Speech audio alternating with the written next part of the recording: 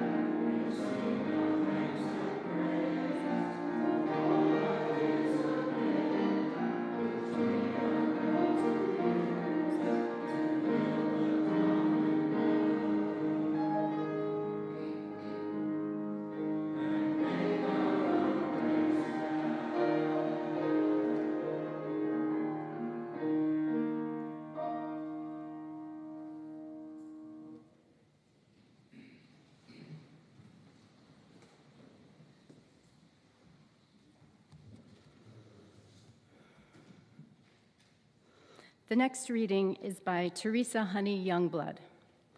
She is a religious educator and the family ministry coordinator for Soul Matters. She homeschools her children from a UU faith perspective and shares her writing about liberal religious homeschooling. This is her piece entitled, Blessed Are the Magic Makers. One glorious spring day, I was on a field trip with a group of middle school youth, venturing a short way down the Florida National Scenic Trail. We were aiming for a small swimming hole about a mile in on a new section of the trail, but about halfway there, we heard and then saw an arresting sight up ahead. Two large eastern diamondback rattlesnakes who, upon hearing us come around the bend, had coiled their considerable bulk and were making a bone-chilling noise with their impressive tails. Their heads held aloft a foot off the ground. We felt awed and chastened to have encountered them. Still, after waiting in vain for 10 minutes for them to move on, we turned and went back the way we came, intending to find an alternative route to the spring. But the alternative path we chose was through a section of grass that, while free of venomous serpents, was full of very large, very sharp sand spurs, a fact that we somehow missed until our whole group was a ways in. We could see the main path to the swimming hole ahead, but we had to pick our way through the spurs to get there. Behind us, of course, were the rattlesnakes. In the midst of our homegrown Scylla and Charybdis, what did the youth do? They started playing. A few of the more athletic youth sprinted ahead and then cheered the rest of us on as they picked the spurs from their socks and skin. As one made her way out of the pokey grass, she joyfully tossed her tennis shoes to a classmate wearing flip-flops. A few held hands in a vertical line and danced their way through, the first saving the two behind her from the brunt of the burrs. Neurochemically, panic and euphoria are kissing cousins. Blessed are the magic makers, often our children and youth, and some lucky adults who retain the charm, who can transmute one to the other in the most unexpected and needed moments.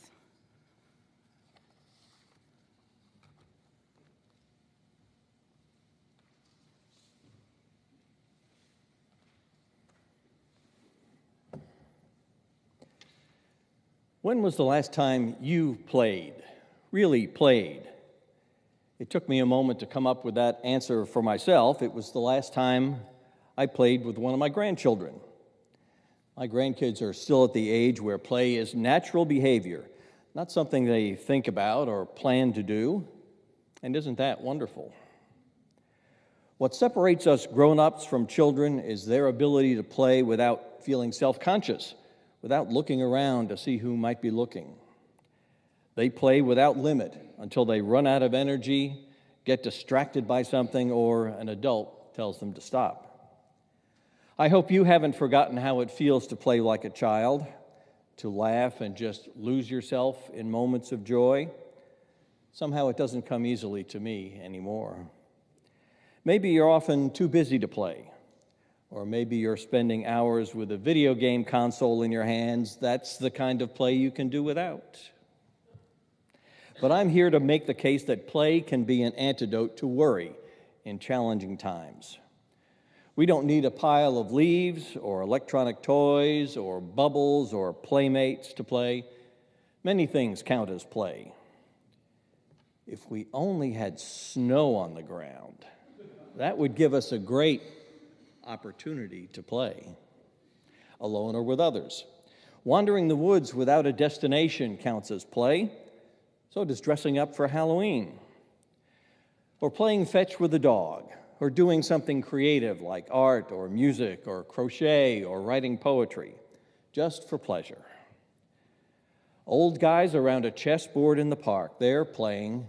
Any old board game or card game will do. They must be less addictive than Mario Kart. If you can get to the beach, there are plenty of ways to play. E.E. Cummings wrote some wonderful verse about the joys and value of play. Maggie and Millie and Molly and May went down to the beach to play one day. And Maggie discovered a shell that sang so sweetly she couldn't remember her troubles. And Millie befriended a stranded star whose rays 5 languid fingers were. And Molly was chased by a horrible thing which raced sideways while blowing bubbles. And May came home with a smooth, round stone, as small as a world and as large as a loan. For whatever we lose, like a you or a me, it's always ourselves we find in the sea. The play researcher Stuart Brown writes that all play offers a sense of engagement and pleasure, takes the player out of a sense of time and place, and the experience of doing it is more important than the outcome. Play, according to Brown, is spontaneously done for its own sake. He and others who study the subject tell us that play, especially free play, is essential for healthy human development.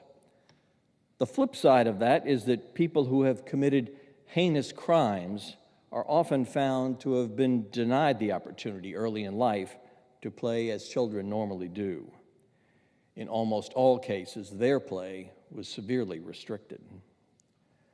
There are many types of play, and I think it's pretty easy to see that the rough and tumble play kids are involved in helps them learn about risk-taking.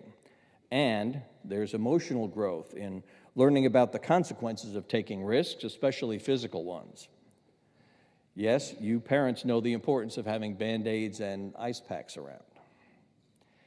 In cooperative play, children learn communication skills, verbal and nonverbal, and a lot about interpersonal relations, how to share, how to solve problems, how to resolve disputes, and that can help cultivate resilience. Then there's imaginative play, which enhances creativity and takes kids out of the real world and lets them create their own. Did any of you have an imaginary friend as a child? Anyone? I see a few. Lucky for us as adults, the power to play doesn't leave us as we grow older. We may just need to find it. Play has transformative power, and in times like these, who doesn't need help to deal with change, conflict, and all the tough tests that life and society present us with each day? As Ralph Waldo Emerson wrote, "It is a happy talent to know how to play." So how is play a spiritual endeavor? Looking through the lens of Unitarian Universalism, the spiritual value of play transcends age and context, offering profound lessons on connection, presence, and the sacredness of joy. At the heart of our faith is a commitment to the inherent worth and dignity of each person. Play, in its simplest form, is an expression of these principles. When we engage in play, we affirm our intrinsic value, not for productivity or achievement, but simply for being. Play allows us to explore who we are without judgment, fostering self-acceptance and authenticity. In the laughter shared during a game, in the creative flow of free play, and even in organized games, we affirm our connection with others, nurturing relationships rooted in joy and mutual respect. Let's use the example of a competitive sport I enjoy watching, basketball. Even spectator sports are a form of play for all, even the spectators. I've seen that basketball, whether it's a pickup game or a contest in an organized league, basketball can dissolve barriers. It can transcend language and culture. As with many sports, it represents a universal language that speaks to shared humanity and our connection to the broader tapestry of life. In a world often divided by differences, I have seen how basketball can remind us of our common ground. For some 16 years now, I've been a fan of women's college basketball, specifically the University of South Carolina team coached by Hall of Famer Dawn Staley. During her tenure in Columbia, where I used to live, she has elevated the women's basketball program from perennial also-ran to the national championship. Actually, 3 national championships. Her coaching talent brings athletes together from a wide range of cultures and backgrounds and helps mold them into incredibly talented, unselfish, and dedicated teams. But her success goes far beyond that. The South Carolina program has attracted a community of loyal fans. She calls us FAMs, who fill the seats every fall and winter, leading the nation in women's college basketball attendance for the last 11 years. As Dawn wrote in her new memoir, "I understand that my success isn't about championships.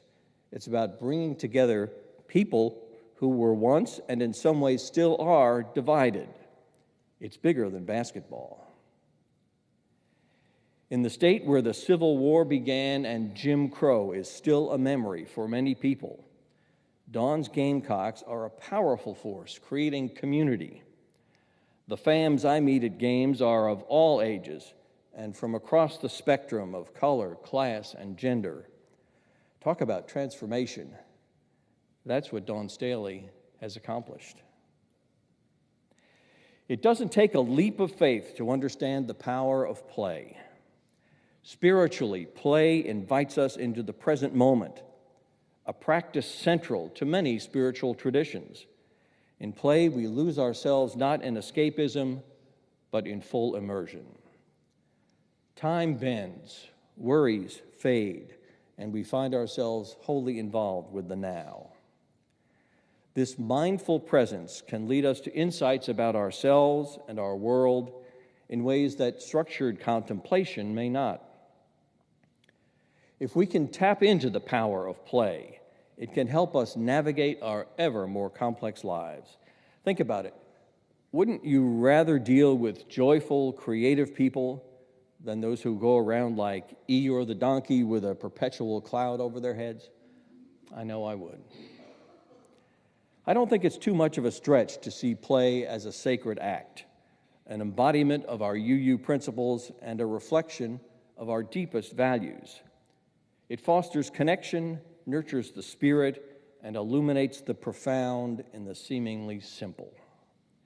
To play is to embrace life fully, to honor the joy inherent in our existence, and to participate in the sacred dance of being. Imagine a world in which play is incorporated in our everyday lives without hesitation or shame. It can help us find more joy in our humanity, share our true selves with others, and build communities where we can live out a vision of mutual respect and cooperation, with smiles and laughter and love. What a wonderful world.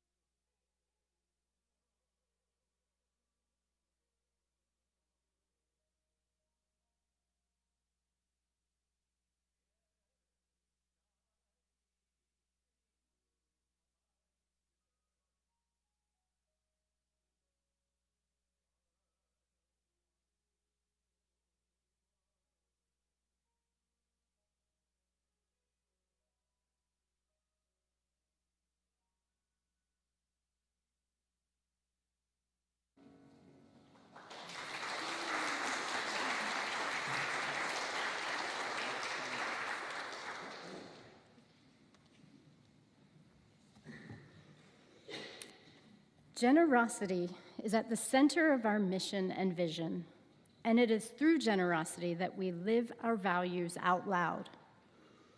What we give allows us to sustain the work of this congregation within and beyond these four walls. When we gather each week, let it remind us of this spirit of generosity and gratitude, recognizing the blessing that it is to carry the work forward together. There are many ways to give to our shared offering. You can text to give at 73256, or you can give directly online. You can also scan the QR code or give as the basket comes your way. Thank you for making this possible, with added thanks to our pledging members for their ongoing and generous financial support. While the offering is collected, you are invited to come forward and light a candle honoring a milestone, concern, or celebration. Ushers, you may come forward to receive the offering.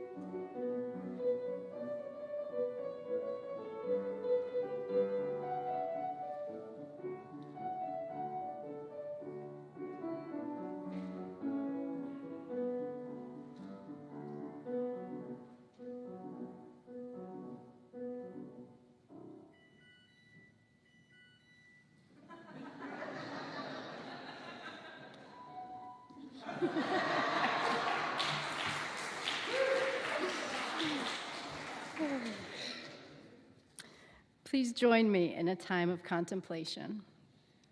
I invite you to breathe deeply. Be present to the spirit of life which is in us and through us and around us, to those human connections that give us strength when we struggle and celebrate when we are joyful. The gathered community hears and holds both difficulty and ease as we honor the experiences that make each of us who we are. During the month of July, if you are in need of pastoral care, please reach out to Kelly Green. Today, we celebrate with Kate Stroud-Runge on her recent marriage to Keith Runge. We send our care to Valerie Vickers as she recovers from surgery.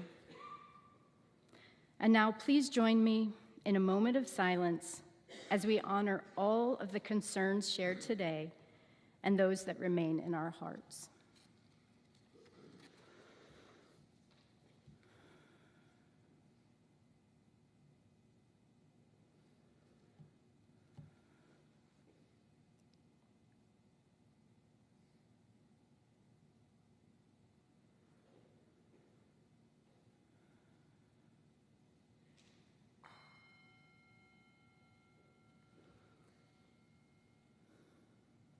Please rise in body or spirit for our closing song.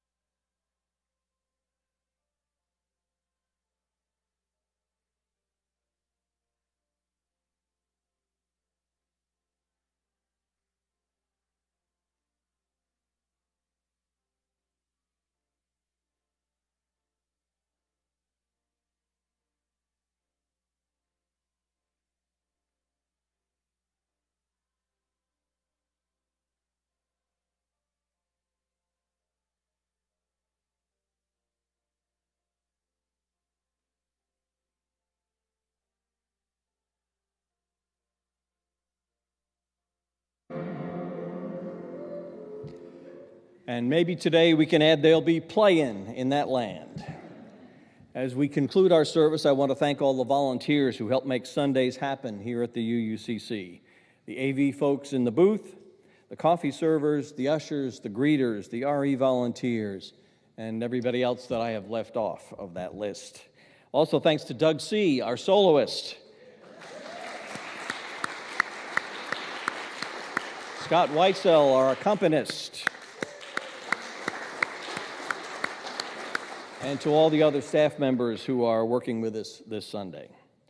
I've had fun playing with you today, and we now extinguish our chalice with the words of the Buddhist monk Thich Nhat Hanh.